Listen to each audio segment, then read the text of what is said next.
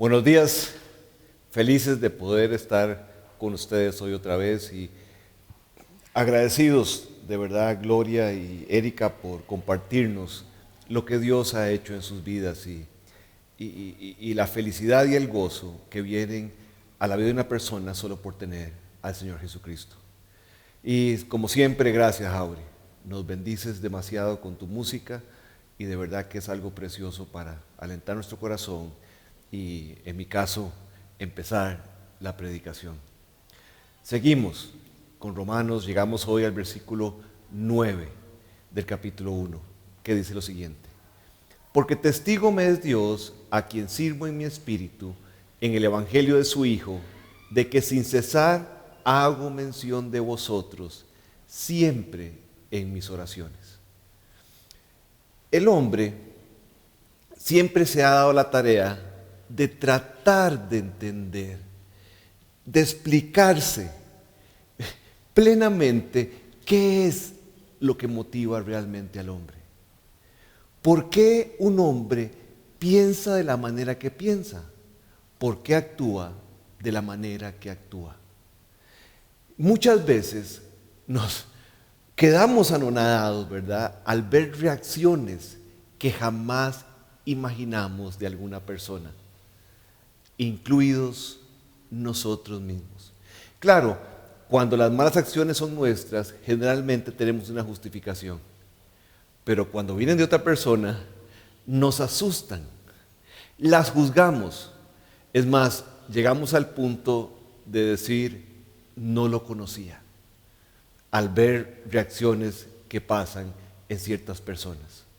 Pero solo un estudio de la palabra de Dios puede traer la luz que yo necesito para entender el comportamiento de los hombres. Los sabios de este mundo, no me importa la rama que sean, han cometido una gran equivocación al negarse a considerar la gran evidencia que Dios nos ha dejado en su palabra acerca de la naturaleza del ser del hombre. Dice la Biblia que fue hecho mayor que las bestias, pero menor que los ángeles. Y llegamos a un versículo, ahora en Romanos, que solo puede ser entendido a través del estudio de la palabra de Dios, a través del estudio de la naturaleza del ser humano que está descrito en su palabra. Dice, porque testigo me es Dios, a quien sirvo en mi espíritu, en el evangelio de su Hijo. ¿Qué es esto? ¿Qué es servir en el espíritu, verdad? Bueno, pues Jesús le dijo claramente a la mujer samaritana, cuando ella teológicamente trató de argumentar de que todas las religiones eran lo mismo, Jesús le dice algo muy profundo que nos va a traer mucha luz acerca de lo que significa espíritu. Dice así en Juan 4. Créeme, mujer, cuando ella le dijo que se podía adorar, que los judíos pensaban que se podía adorar en Jerusalén y ellos pensaban que se podía adorar en un lugar específico, en Samaria. Y todo esto nace desde ellos pensaban que deberían adorar donde Abraham adoró y los judíos pensaban que deberían adorar donde Dios dijo que debían adorar. Entonces Jesús le responde esto: créeme, mujer, que se acerca la hora en que ni en este monte ni en Jerusalén adorarán ustedes al Padre. Ahora ustedes adoran lo que no conocen. Nosotros adoramos nosotros adoramos lo que conocemos, porque la salvación proviene de los judíos. Pero se acerca la hora y ha llegado ya en que los verdaderos adoradores rendirán culto al Padre en espíritu y en verdad, porque así quiere el Padre que sean los que le adoren. Dios es espíritu y quienes lo adoran deben hacerlo en espíritu y en verdad. Jesús le contesta algo fundamental a esta señora y le dice: ustedes adoran lo que no conocen.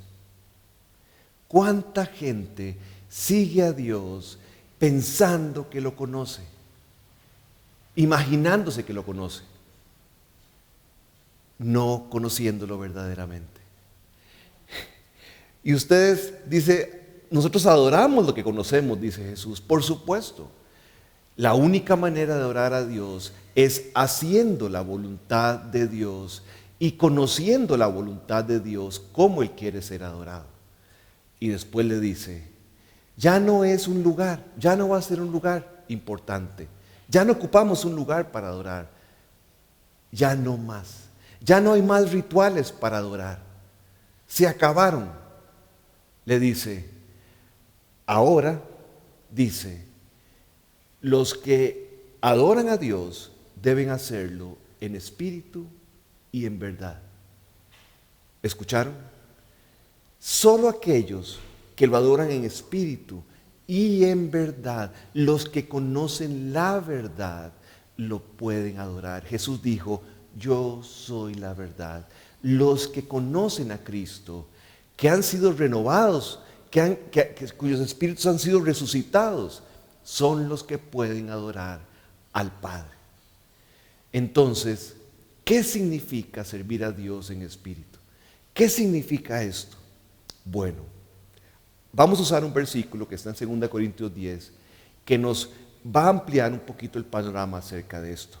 Y conforme vayamos predicando, vamos a ir ampliándonos y ampliándonos para que entendamos esto. Pero dice Corintios así: somos humanos, pero no luchamos como lo hacen los humanos. Usamos las armas poderosas de Dios, no las del mundo, para derribar las fortalezas del razonamiento humano y para destruir los argumentos falsos. Habla de que sí, somos humanos, estamos en un cuerpo humano, ligados a las limitaciones que tenemos como humanos, todo lo que eso conlleva. Pero cuando Cristo nos regeneró, resucitó en nosotros nuestros espíritus que estaban muertos.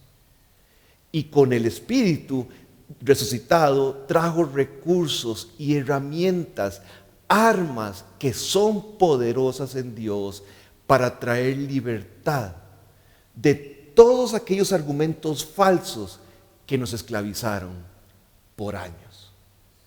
El Espíritu Santo entró en nuestro espíritu, lo resucitó y trajo todo. Y por este nuevo espíritu es que tenemos herramientas para adorar y servir a Dios. Es por este espíritu renovado, por esta verdad, que ahora podemos servir a Dios. Y lo podemos servir de acuerdo a su verdad. Cualquier otro servicio que no sea en el espíritu y en la verdad, para Dios es completamente extraño. ¿Se acuerdan? ¿Se acuerdan de los hijos de Aarón? Que dice que ellos ofrecieron el fuego que ellos pensaron que tenían que ofrecer, cuando Dios claramente había dicho qué tipo de incienso y de fuego tenían que usar en el tabernáculo. Pero ellos dijeron: vamos a usar el que nosotros pensamos. Bueno, ellos fueron muertos por ofrecer a Dios un culto, un servicio extraño. Para entender mejor esto, todo esto, que seguramente hasta el momento dicen no entiendo bien, bueno, vamos a ir poco a poco. Pero para poder explicarlo mejor, vamos a ir a la creación del hombre. Y vamos a empezar ahí. Dice Génesis 2. Entonces Jehová Dios formó al hombre del polvo de la tierra y sopló en su nariz aliento de vida, y fue el hombre un ser viviente. Ahí queda establecido que el hombre es un alma y un espíritu dentro de un estuche de un material sin valor alguno. Lo que hace valioso al hombre fue la manufactura, fue lo que Dios hizo. Entonces, digamos, el costo de manufactura del hombre superó por mucho al valor del material. Lo que le dio valor al hombre, lo que le dio valor a aquella figura de barro, fue el trabajo de Dios. Eso fue lo que le dio valor. Así que el valor del alma y del espíritu supera por mucho al valor del barro. Esta enseñanza es demasiado profunda. Y yo espero que llegue al fondo del corazón. Lo que vale en tu vida es el espíritu y el alma que Dios dejó. Eso es lo que tiene un valor supremo. Por supuesto que el cuerpo tiene su valor y también Dios nos manda a cuidarlo, pero no se comparan con el alma y el espíritu. ¿Y por qué es profundo? ¿Por qué esta enseñanza es profunda? Bueno, porque hoy los valores están al revés. El alma y mucho menos el espíritu tienen un valor para la humanidad. Todo es el cuerpo, todo es lo que se ve, todo es la apariencia. Y eso es demasiado triste. Hay un versículo en la Biblia que diga que sí existe alma y espíritu y que son diferentes, por supuesto. Hebreos 4 dice, porque la palabra de Dios es viva y eficaz, y más cortante que toda espada de dos filos, y penetra hasta partir el alma y el espíritu, las coyunturas y los tuétanos, y discierne los pensamientos y las intenciones del corazón. Claramente dice que la espada de la palabra puede partir el alma y el espíritu, porque son dos cosas diferentes. Aunque algunos dicen que no hay diferencia entre alma y espíritu. Pero Dios dice que definitivamente sí existen. Y esta diferencia la conocemos por la palabra de Dios. Una vez hablando con un médico, yo le decía que si él sabía la diferencia entre el alma y el espíritu, porque estábamos tocando ese tema, y nunca pudo realmente, prácticamente, decirme la diferencia. Yo espero que hoy lo podamos entender a través de lo que la palabra de Dios nos enseña. Así es que podríamos comparar a Adán antes de la caída con un edificio de 3 pisos, de 3 niveles. El primer piso es el cuerpo, el segundo piso es el alma y el tercer piso es el espíritu. Esta es una enseñanza preciosa que la compartía el doctor Barnhouse. Y entonces el cuerpo está ligado, es un esclavo de la fuerza de la gravedad. El cuerpo, la carne, está ligada, amarrada a lo terrenal. Es un esclavo de lo terrenal. Cuando Adán pecó, un gran cambio psicológico tuvo lugar. Ahí, el hombre llegó a ser una criatura caída. El espíritu murió, porque la Biblia dice que la paga del pecado es la muerte. Así es que el tercer piso, que era el espíritu en la persona de Adán, ese piso cayó sobre el segundo. Y los escombros del tercer piso se juntaron con el segundo. Y las paredes del primer nivel, que es el cuerpo, empezaron a tener una apariencia resquebrajada, que revelan la debilidad de la estructura del cuerpo. El cuerpo es algo moribundo. Y pensamos que el cuerpo nunca va a morir. Pensamos y vivimos como si fuéramos eternos. Pensamos y vivimos como si el cuerpo jamás se fuera a gastar y un día terminaría en un ataúd. Así estamos viviendo. Pero Dios quiere que entendamos que este cuerpo no puede soportar mucho. Y por eso vemos que no duramos muchos años. El alma y el espíritu quedaron en ruinas. Y sin duda vemos el efecto en la humanidad hoy. El tercer piso cayó sobre el segundo, sobre el alma, y ese espíritu prácticamente desapareció de la vista porque quedó metido en los escombros del alma. Y vean lo que la Biblia dice que pasa hoy. Escuchen con atención lo que dice. El libro de Romanos dice lo siguiente: como estimaron que no valía la pena tomar en cuenta el conocimiento de Dios, Él a su vez los entregó a la depravación mental para que hicieran lo que no debían hacer. ¿Escucharon eso? Actualmente, solo veamos la sociedad haciendo cosas que no convienen. Un escándalo porque muere un gato, pero nadie se inmuta porque miles y millones de niños son abortados y asesinados. Nadie se inmuta. Y el hombre, al alejarse de Dios, al tener su espíritu muerto caído sobre el alma, no tiene la capacidad de tomar decisiones correctas. El alma definitivamente es lo que hace la individualidad en una persona. Pero el alma, con el espíritu muerto, siempre nos llevará a tomar decisiones muy equivocadas.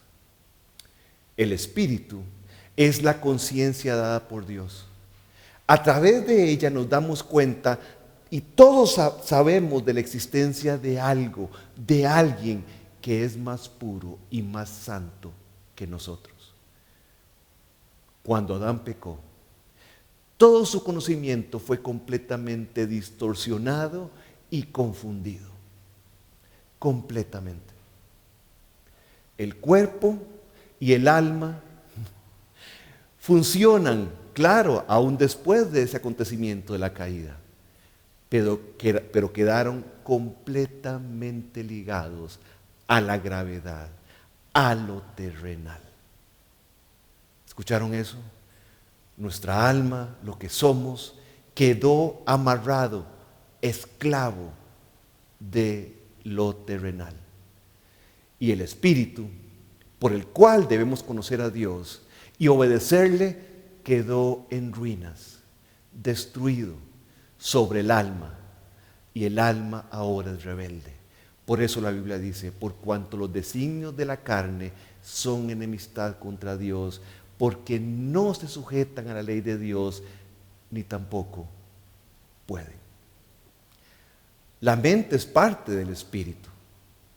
Eso nos lo enseña la revelación de la palabra de Dios, porque dice en 1 Corintios: porque ¿quién de los hombres sabe las cosas del hombre, sino el espíritu del hombre que está en él? Dentro del alma, la espiritualidad del hombre está en ruinas. Por esto, el conocimiento de Dios está casi borrado en algunos casos, y en otros es completamente falso y engañoso. De ahí que la Biblia diga: engañoso es el corazón y perverso. ¿Quién lo conocerá? Y es por esto que el hombre no regenerado, en el hombre no regenerado es muy difícil distinguir el alma del espíritu. Y es por esta razón que la Biblia dice que es sencillamente imposible para el hombre que no ha sido regenerado entender las cosas que son de Dios. Por eso dice la Biblia: pero el hombre natural no percibe las cosas que son del Espíritu de Dios, porque para él son locura y no las puede entender, sencillamente porque se han de discernir espiritualmente. Y su tercer piso, su espíritu, está caído, está muerto. está en ruinas. Ahora, cuando Cristo opera el nuevo nacimiento en una persona, Dios, por medio del Santo Espíritu, resucita aquel espíritu que fue caído. Cuando Jesús viene a la vida, cuando Jesús viene a habitar en una persona, dice que el tercer piso es restaurado, otorgándole una apariencia completamente nueva. Una nueva vida da comienzo. Y sucede algo que es simplemente sobrenatural y maravilloso. Oigan, el tercer piso es restaurado, el espíritu nuevo en el hombre. Y oigan esto, la ley de la gravedad no tiene ningún poder de atracción sobre ese tercer piso. Ese nuevo tercer piso no descansa sobre el alma y sobre el cuerpo, porque no está ligado a la tierra, está ligado a lo celestial. Y entonces ese nuevo tercer piso es sostenido por una nueva fuerza, una fuerza que viene de arriba. Por eso el Espíritu, cuando nacemos de nuevo, el Espíritu que Dios pone en nosotros a través de su Santo Espíritu, eso viene de arriba, ya no está ligado a la fuerza de la gravedad que sí empuja el primer piso y al alma. Oigan lo que dice la palabra de Dios. Ya que han sido resucitados a una vida nueva con Cristo, pongan la mira en las verdades del cielo, donde Cristo está sentado, en el lugar de honor, a la derecha de Dios. Piensen en las cosas del cielo, no en las de la tierra, pues ustedes han muerto esta vida y su verdadera vida está escondida con Cristo en Dios. ¡Qué espectáculo de enseñanza! Ese nuevo espíritu adentro de nosotros no es libre, es poderoso. Y el mundo puede ver el mismo edificio, pero pronto se dará cuenta que ese edificio, que es un hombre, que con esa nueva vida empieza a tomar decisiones diferentes, empieza a caminar diferente, porque ahora tiene un espíritu nuevo en él. Ahora, con ese espíritu nuevo, podemos comprender, valga la redundancia, espiritualmente lo que nunca entendimos y experimentamos un nuevo poder dentro de nosotros. Definitivamente, con ese nuevo espíritu en nosotros, con el Espíritu Santo dentro de nosotros, empezamos una nueva y completamente nueva vida. Cuando la persona nace de nuevo, claro, Dios usa la vieja estructura para sostenerlo, para que pueda vivir, pero ya no depende de la vieja estructura. Y desde ahí, en la vida del cristiano, comienza una gran lucha entre el primer piso, la carne, y el tercer piso, el espíritu, que luchan entre los dos para convencer al alma de que haga lo que ellos quieren. Oigan lo que dice la palabra. Digo pues, anden en el espíritu, y así jamás satisfacerán los malos deseos de la carne. Porque la carne desea lo que es contrario al espíritu, y el espíritu lo que es contrario a la carne. Ambos se oponen mutuamente para que no hagan lo que quisieran hacer. ¿Oyeron? Qué maravilloso. Cuando nacemos de nuevo, ahora hay una lucha, pero con algo que es sostenido de arriba y algo que es esclavo de abajo. Y esos dos van a luchar para que el segundo piso, el alma, no haga lo que quiere. Pero gracias a Dios, que lo que viene de arriba es muchísimo más poderoso y por mucho que lo que nos jala para abajo. Por eso tenemos una nueva vida. Por eso hay que nacer de nuevo. Por eso debemos entregarle nuestra vida a Cristo. Porque no hay otra forma. Así como la vida del hombre es tripartita, sostenida de abajo, la del hombre natural, sin Cristo, la vida del creyente es tripartita, pero ahora sostenida de arriba. Completamente más poderosa que la de abajo. El Espíritu Santo viene a nuestra vida y derrama la vida divina, el poder a través de nuestro espíritu al alma, y se da la transformación continua en la vida del cristiano, como nos contaban Gloria y Erika. Una transformación verdadera. Pablo lo expresó de esta manera en Gálatas. Yo, dice Pablo, el alma, con Cristo estoy juntamente crucificado.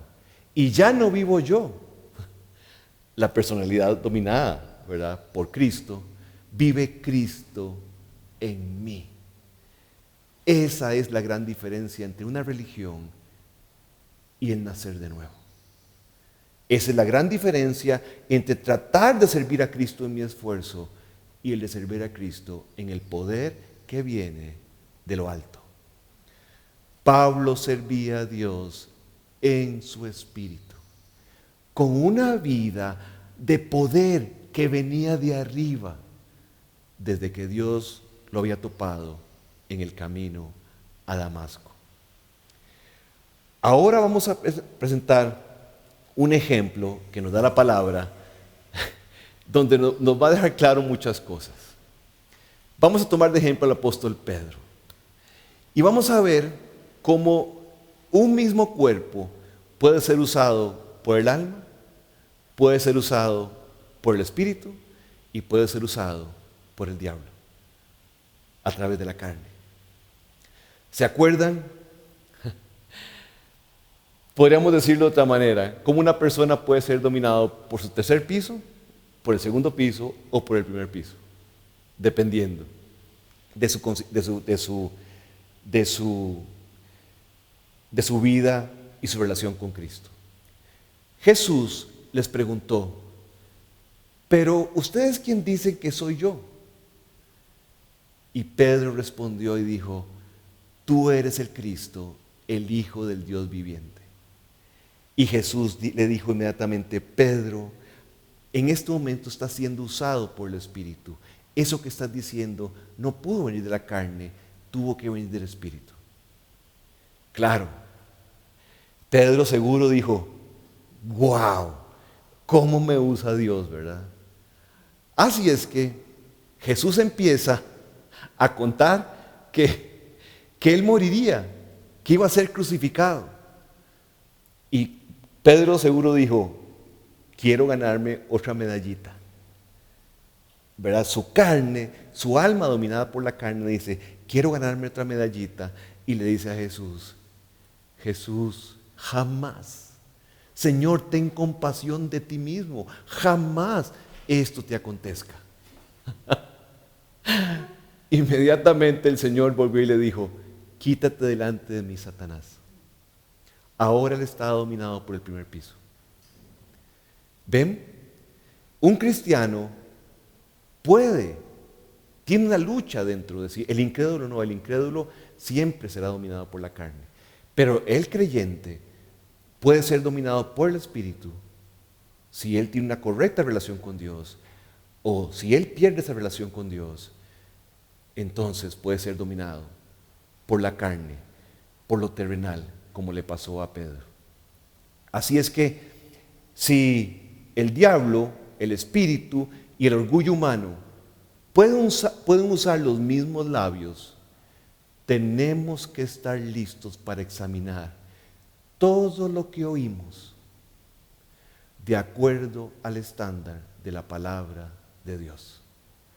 Solo la palabra de Dios es la verdad que me puede indicar a mí si lo que yo estoy predicando es palabra de Dios, si lo que ustedes están oyendo es palabra de Dios.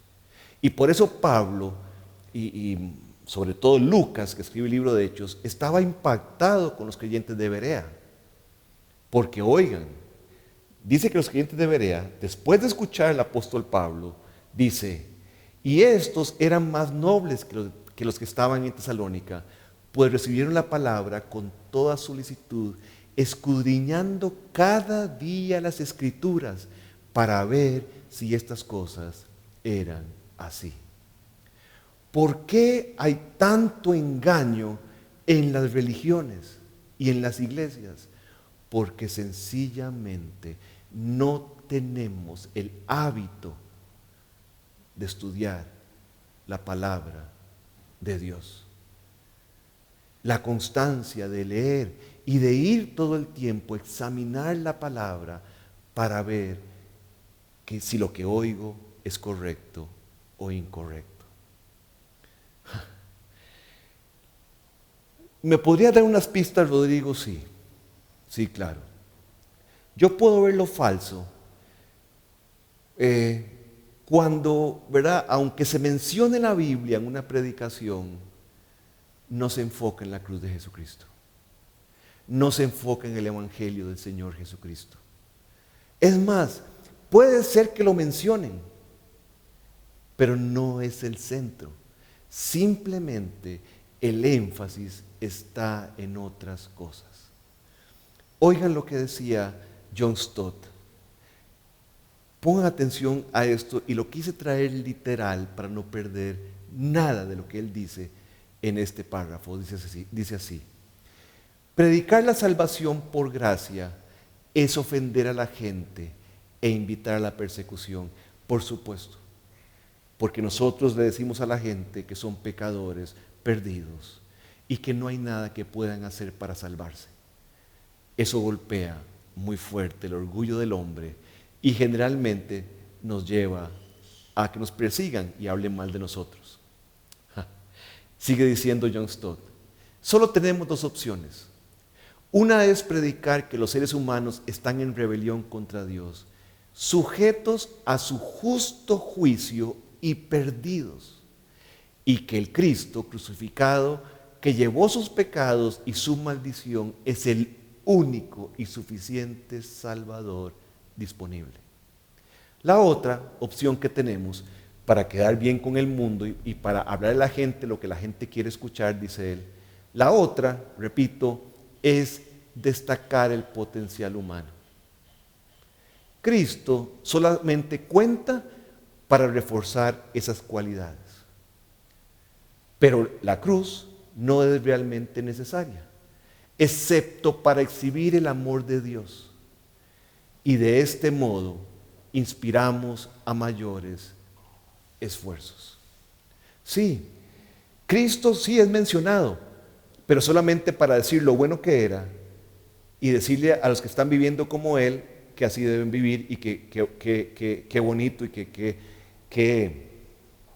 que guau que son por vivir como Jesús. Y solo se habla de la cruz para decirle a la gente que reciba a Cristo como su Salvador, pero nunca como su Señor. Y nunca se lleva a la gente al arrepentimiento y mucho menos a entender que si yo nazco, el nacer de nuevo significa un cambio de vida, un cambio de Señor, un cambio de amo, donde yo dejo de ser esclavo del mundo para convertirme en esclavo de Jesucristo. Eso es nuevo nacimiento. Y eso es lo que tenemos que predicar. La naturaleza del hombre no soporta el vacío. Y dentro de este vacío espiritual producido por el alejamiento de la cruz y del Evangelio, cualquier cosa puede venir a tomar este lugar en el vacío.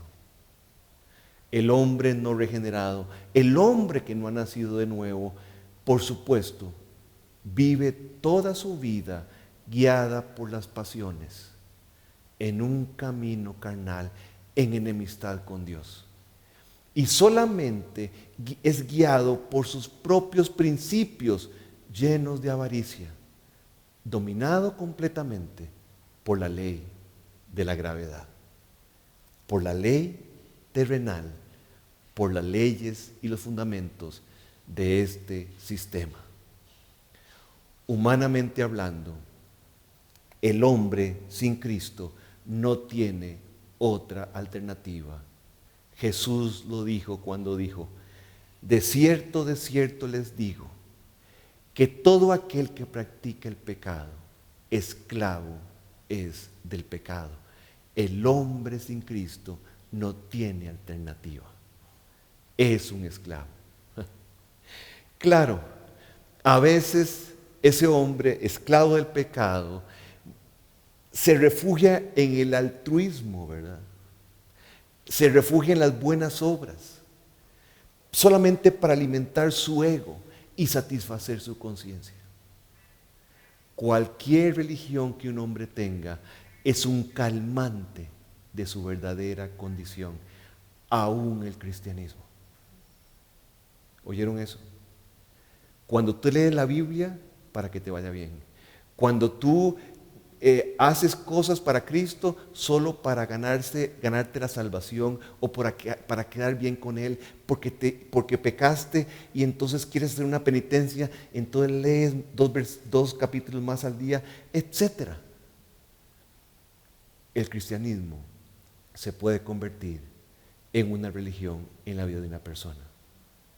Por eso, 1 de Juan dice lo siguiente: este es el mensaje que Jesucristo nos enseñó y que les anunciamos a ustedes. Que Dios es luz y que en Él no hay ninguna oscuridad. Si decimos que estamos unidos a Él y al mismo tiempo vivimos en la oscuridad, mentimos y no practicamos la verdad. Así es que vivir en la verdad es andar en luz, es andar haciendo y viviendo como Cristo nos enseñó, pero ahora con la gran diferencia de que Él nos da el poder para vivir así. Servir a Dios es adorarlo a Él, y para adorarlo hay que servirlo a Él. No hay otra manera. Cuando Pablo dice que Él sirve al Señor en su espíritu, indica que lo está sirviendo con todas las capacidades que gratuitamente vienen de arriba. Por eso cuando yo sirvo a Dios en espíritu, en mi vida se produce algo que se llama humildad, porque todo me ha sido dado, todo es un regalo que viene del cielo, en contra de servirlo con todo el esfuerzo que viene de abajo, de la gravedad que produce orgullo, porque yo lo hago en mis fuerzas. Por eso solo podemos servir a Dios en espíritu y en verdad, y es el único servicio que sirve. Esto es maravilloso porque con todo nuestro ser renovado, con nuestro espíritu implantado por el poder de Dios, le daremos a nuestro Dios toda la adoración en espíritu y en verdad. ¿Ok? Bueno, vamos a pasar a otro tema.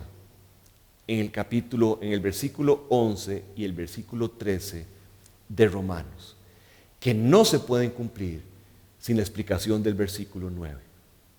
Dice así: porque deseo veros para comunicaros algún don espiritual, a fin de que seáis confirmados, esto es, para ser mutuamente confortados por la fe que nos es común a vosotros y a mí.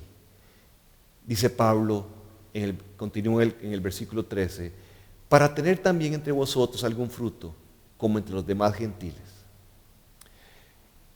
En ese nuevo espíritu que es dado por Dios al hombre, al momento de nacer de nuevo, nace algo que se llama el amor.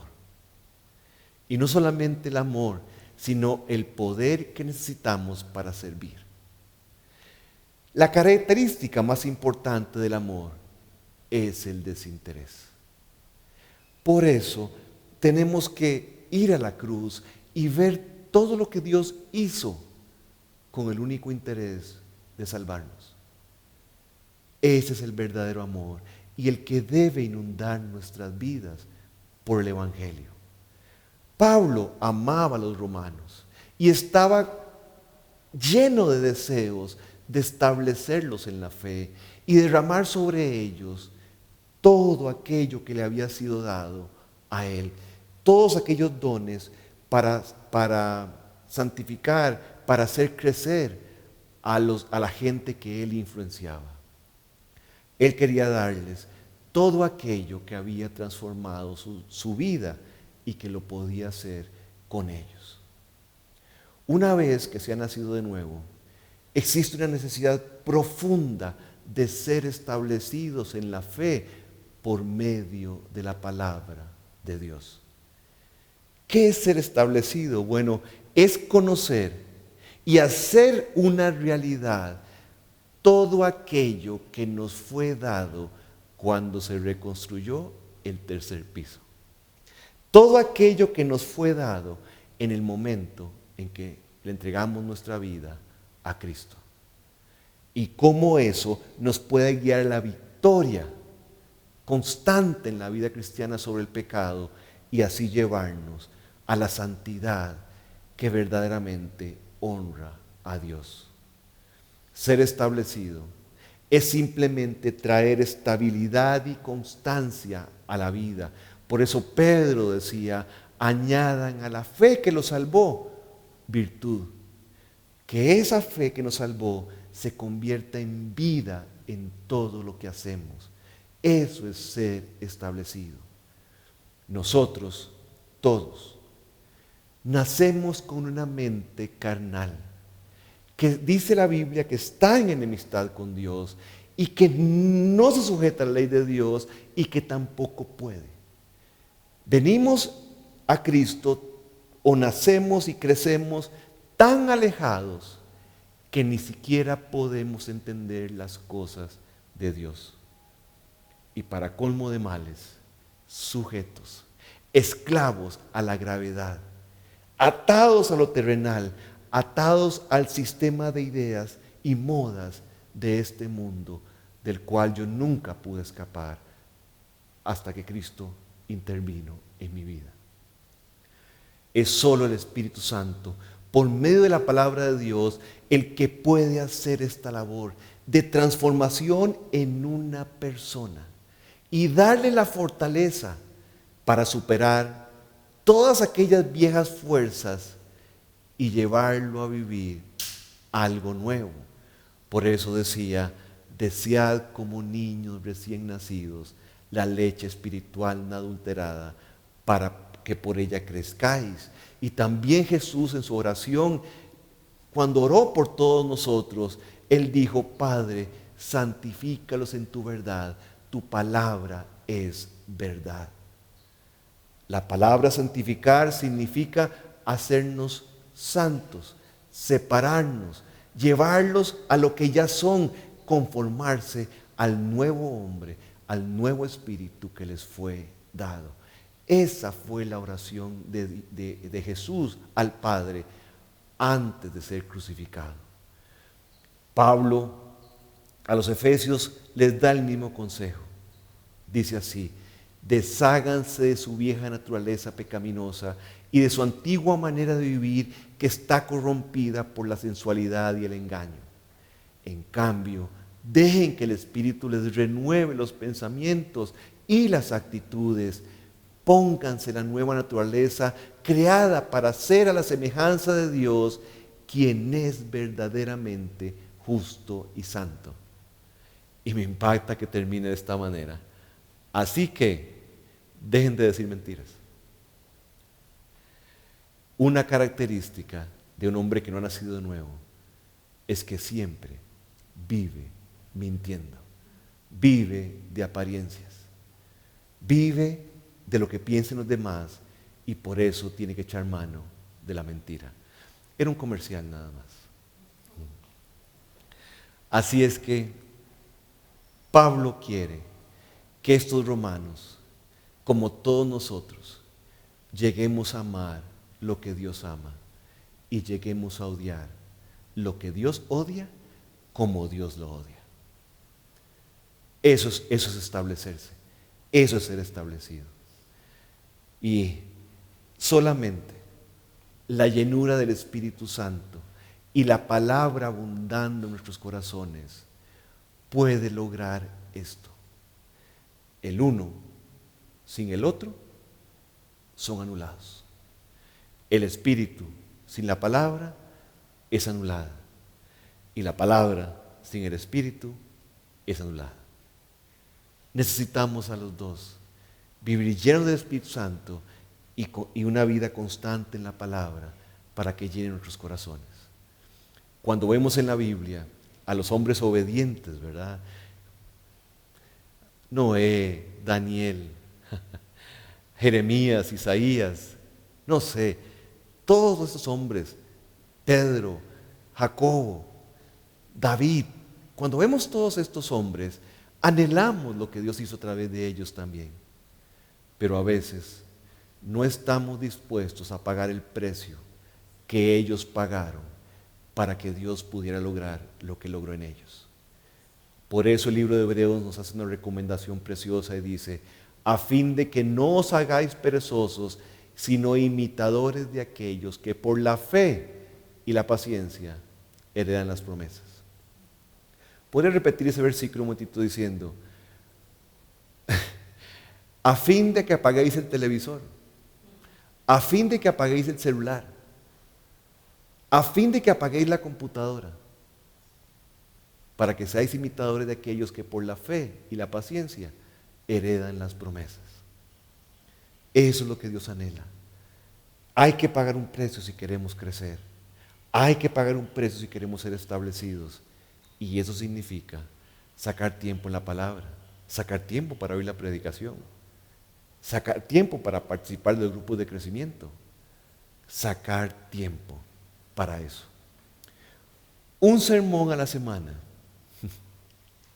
sin el estudio diario de la palabra se convierte en un simple amortiguamiento espiritual. Solo para decir estoy en una iglesia o voy a una iglesia, pero no hace nada en la vida. Si tú quieres tener una vida espiritual fuerte, si tú quieres realmente ser establecido, tienes que invertir tiempo en la palabra. El regalo espiritual que Pablo quería darles a los cristianos romanos era el regalo de la fe, el regalo de la gracia que llegó a ellos por la predicación del Evangelio. Y también ese mismo Evangelio es el que construirá todo en ellos, todo lo que necesitan. Tenemos que entender que es la apropiación, la interiorización del Evangelio en cada área de mi vida lo que logrará establecerme como creyente y me hará permanecer hasta el fin. No es de extrañar entonces que por lo menos unas 69 veces Pablo menciona el Evangelio en sus cartas. 69 veces. ¿Y saben por qué se da esto? Y quiero compartirles que esta idea que quiero compartir con ustedes, la aprendí en una predicación de Timothy Keller. Él decía esto, que todo esto de los romanos se da, todo el crecimiento de las personas se da porque el Evangelio no es un consejo, es una noticia. Un consejo es algo que debes seguir para lograr algo. El Evangelio es una noticia, es la noticia, es el reporte de algo que fue hecho por ti. ¿Escucharon la gran diferencia? El consejo pone cargas. Haz esto, y entonces después haz esto, y después que terminas esto, haz esto. Los consejos llenan de cargas a la gente. La buena noticia libera. La buena noticia hace descansar. La ley te aconseja. Te da un consejo. Maridos, amen a sus mujeres. O no fornicarás. Te da un consejo. Y luego tienes que esforzarte para cumplirlo. El Evangelio te libera. El Evangelio te estimula a obedecer porque te recuerda el amor de la cruz y todo lo que pasó ahí. Y produce el dulce placer de obedecer simplemente por agradecimiento, sabiendo que fui liberado, que fui comprado, que fui libertado del poder del pecado, de la fuerza de la gravedad. Y ahora el obedecer se vuelve en un placer más que en un mandamiento, más que una obligación. Podemos ver que una predicación está llena de religión porque se dedica a dar consejos que añaden cargas. Pero una predicación que se enfoca en el Evangelio, que se enfoca en hablar del poder de Dios, que ese poder que viene de arriba y que quiere darme la victoria, esa es una predicación que quita cargas y produce descanso. No es de extrañar entonces que Pablo estuviera impaciente por ir a compartir todo esto en Roma, todas estas verdades.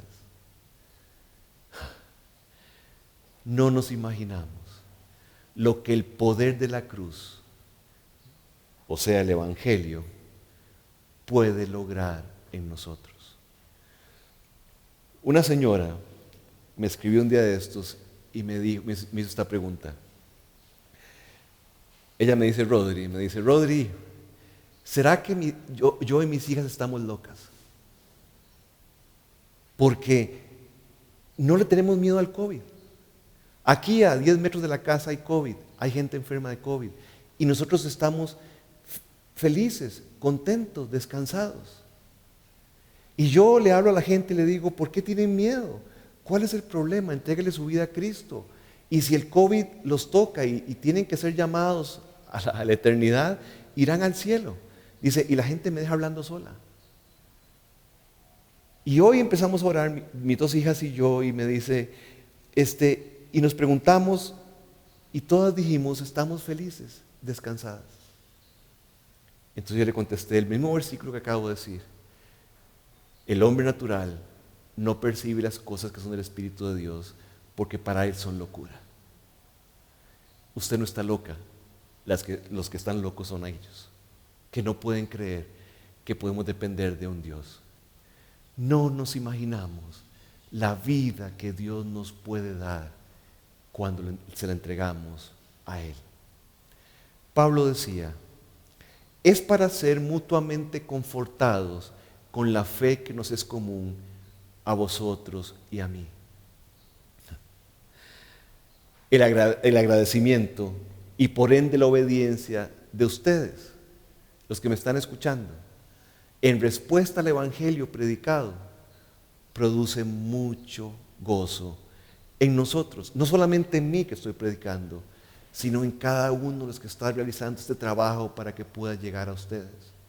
Por cada uno que está orando en este momento para que la predicación pueda llegar a ustedes.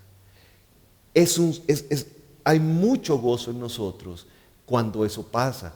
Y Pablo sabía que él quería que la obediencia a los romanos trajera gozo a su vida. Ustedes se acuerdan lo que hablé ahora, cuando Jesús habló a la mujer samaritana y ella se convierte, y no solamente se convierte a Cristo, sino que empieza a predicar en todo el pueblo y viene y trae muchos invitados para que Jesús les pueda hablar y darle lo que Jesús le había dado a ella. Bueno, cuando termina todo esto, los apóstoles llegan y le ofrecen de comer a Jesús, y Jesús dice, no, es que ustedes no entienden. Yo tengo una comida que comer que ustedes no saben. Dice, mi comida es que haga la voluntad de Dios. Pero, ¿saben cuál es la verdadera comida? ¿Saben por qué Jesús estaba satisfecho? Por la alegría de ver el resultado de una persona que decide nacer de nuevo. Y no solo una, sino muchos samaritanos se entregaron a Cristo. Y ese gozo a él lo tenía todo. Esa es la comida, el gozo de obedecer. Ese es el verdadero, lo que debemos buscar, ver el resultado, no solamente en mi vida, sino el resultado en cada persona con la cual podemos compartir. Él estaba sumamente gozoso del arrepentimiento de la samaritana y de todos los samaritanos que ella trajo y se convirtieron ese día al Señor. Resumiendo un poco, quiero terminar con un pasaje que está en 2 de Corintios 3 y donde expresa de una manera resumida tal vez lo que hemos hablado el día de hoy. Dice así: hasta el día de hoy, siempre que leen a Moisés, un velo les cubre el corazón. Pero cada vez que alguien se vuelve al Señor, el velo es quitado. Volverse a Cristo, volverse al Señor, es darle la espalda a todo aquello que ha sido tu amor, que ha sido tu identidad, que ha sido tu felicidad en la vida. Es volverse de todo aquello en lo que has confiado, tal vez para ir al cielo, o en lo que has confiado tu felicidad. Es volverse de todo eso y volverse hacia Cristo en arrepentimiento, en humillación, pidiéndole perdón por nunca haberlo tomado en cuenta como Dios y Señor. Eso es volverse. Y dice que cuando yo hago eso, pasa algo maravilloso. El velo es quitado, los ojos son abiertos, el tercer piso es reconstruido, vemos la verdad, vemos el amor en la cruz. El Espíritu Santo viene a nuestra vida y una nueva vida comienza. Un nuevo edificio es construido. Sigue diciendo el pasaje: ahora bien, el Señor es el Espíritu, y donde está el Espíritu del Señor, ahí hay libertad. Esta libertad que Dios prometió nació en la cruz. Dios en Cristo sufrió el castigo que tú y yo merecemos. Todo ese castigo por tu pecado. En esa cruz Él te compró, te redimió del poder del pecado y te acepta así como estás, muerto en delitos y pecados, con el tercer piso completamente destruido y el primero desfalleciendo, tu cuerpo. Esta es la buena noticia que trae salvación y libertad para obedecer. Esta es la noticia que te dice que si naces de nuevo, el Espíritu de Dios vendrá a ti y serás gobernado por una fuerza del cielo que te librará de la fuerza de la gravedad de lo terrenal. Se acabó la esclavitud. Las cadenas son rotas y podemos vivir la vida que Dios planeó. Termina diciendo: así, todos nosotros que con el rostro descubierto reflejamos como en un espejo la gloria del Señor, somos transformados a su semejanza, con más y más gloria por la acción del Señor, que es el Espíritu. Vemos su gloria en la cruz y en la resurrección. Y entonces, al ver cara a cara la cruz, su amor, todo lo que Él hizo por mí, empezamos a apreciar su gloria. Y dice que esa gloria quiere ser formada en nosotros más y más. Dice, somos transformados a su semejanza con más y más gloria por la acción del Señor. no existe una gloria más grande que ser cada día como el Hijo de Dios. Y ese es el trabajo de establecer un creyente. Es el trabajo de un nuevo nacimiento y del establecimiento de un creyente. Hacerlo, transformarlo cada día a la estatura de la plenitud del Hijo de Dios. Eso es el ofrecimiento que Dios tiene para ti hoy. Eso es lo que Dios tiene para ti. Hoy es el día de salvación. Ve a Él. Corre a Él en arrepentimiento. Dile y habla con Él de acuerdo a lo que Dios te dijo hoy. No sé si tienes palabras o no tienes palabras. Solamente ve a Él y dile, no puedo más. No quiero seguir dependiendo de ninguna otra cosa que no seas tú. Quiero volverme a ti. Quiero experimentar, verte, quiero que el velo se me quite. Quiero conocer la verdad. Quiero que transformes mi vida. No sé. Dile todo de acuerdo a lo que Él te habló el día de hoy. De verdad, que Dios te bendiga. Y solo esperamos, todos aquí juntos, esperamos que hoy te reconcilies con Dios. Que Dios te bendiga. Y gracias de verdad por permitirnos compartir esto contigo.